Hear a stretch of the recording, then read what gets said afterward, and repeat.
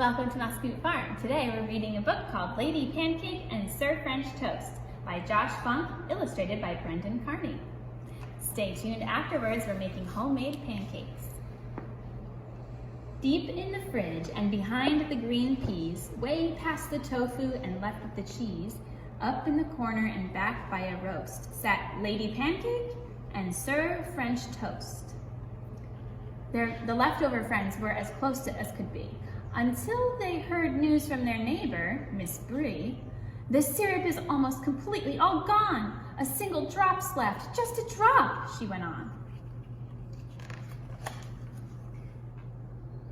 "The last drop is mine," Lady Pancake conversed, but French Toast replied, "Not if I get there first." Like that, he was off, and the race had begun, with Pancake behind him, breaking into a run. Through broccoli forest, past orange juice fountain, they climbed to the top of Potato Mash Mountain. Pushing and shoving, they fought for the lead, Toast behind Pancake, who rolled at high speed. She screeched to a stop at the edge of the shelf, clutching a grapevine to steady herself. Toast didn't notice and couldn't quite stop, plummeting down into jam with a plop. He scraped himself off and yelled up, "You're a meanie!" as Pancake rappelled down a rope of linguine. She bragged, "I'm the best of all breakfast food treats," then hurdled a line and skipped over 2 beets. "I am," thought Toast, but his chances looked bleak. So Toast took a shortcut down Sauerkraut Peak. Skiing past spinach and artichoke dip, Toast vaulted high in the air with a flip. Nearing the edge, he tried one final jump, but stumbled and fell way below with a thump. Pancake made use of her seafaring skills and sailed across oceans of soup, causing spills. But chilly lagoons slathered Pancake in muck, and then at a fork in the road, she got stuck. "Don't go that way," yelled a chickpea to warn her, but Pancake sped on and got trapped in a corner. Caught behind dressings, one Russian, one ranch, she squeezed out and started a bean avalanche. Toast re-emerged in the vegetable crisper, sneaking up swiftly, not making a whisper. Beans were now falling from such a great height, some kidney, some lima, some pinto, some white.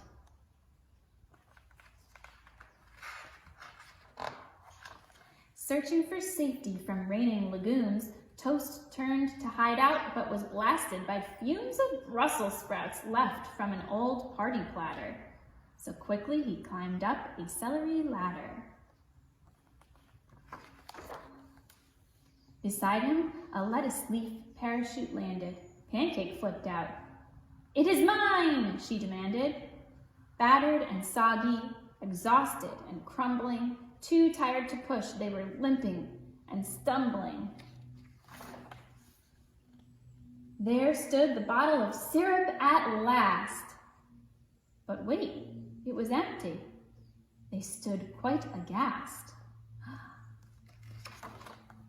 Licking his lips with a sneer that was awful, out of the shadows crept Baron von Waffle.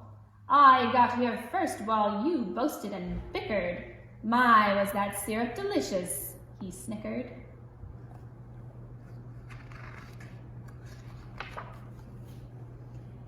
With one evil laugh, Waffle slipped out of sight. The syrup was gone.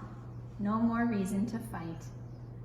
Trudging back home beneath layers of grime, Toast said, "Perhaps we should not fight next time." "Agreed," replied Pancake. "As friends, we should share. Hey, look, we can split that butter up there."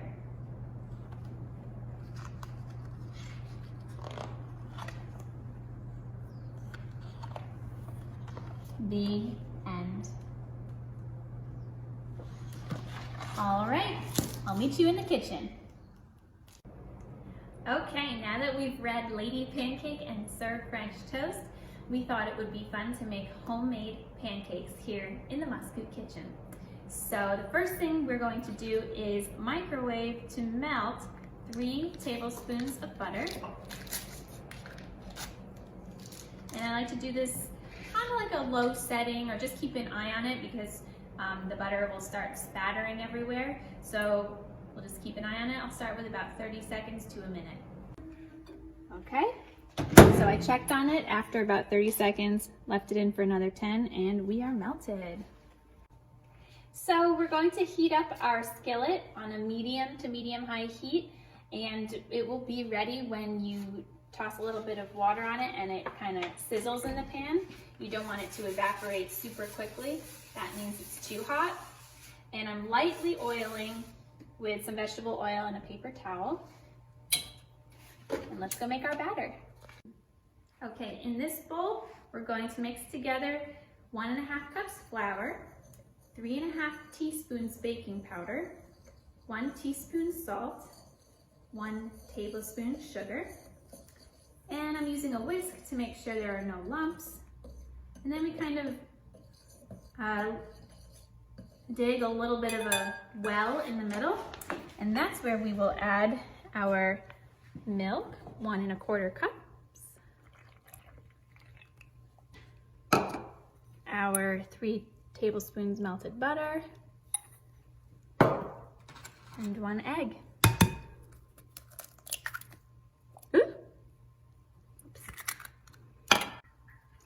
Now we'll mix this all together, starting in the middle, so the egg can get broken up, and slowly incorporate the dry ingredients that are on the outside until we have a smooth batter. Okay, so I'm at the skillet. I'm ready to start cooking. I did find that this batter was a little thick, so I added a couple more splashes of milk. And now I'm using a 1/4 cup measuring cup to scoop and pour onto the skillet, and then I'm going to use like the side of the scoop to kind of spread it out, because again it's pretty thick. So this will make a nice fluffy pancake still. And we'll start cooking on this side until we start to see some bubbles coming up to the surface. So now that some bubbles are coming to the surface, I'm going to peek with the spatula under, and yeah, this is definitely ready to turn. And we'll let it cook for another minute or so. So this one's done. Put it on a plate and continue. So you can get creative with your pancakes. You can add blueberries, chocolate chips. I like to do banana nutmeg. I know it sounds strange. When I was probably about 10, I thought it sounded strange as well. But my Uncle Gibby, who was a firefighter in New York City, said he would make these at the firehouse, and all the firefighters fought over them. I tried it, and the rest is history. So if you make these banana nutmeg pancakes, let us know what you think of it. All right, it's time to serve our delicious homemade pancakes with some real maple syrup, because it is sugaring season, and bon appetit.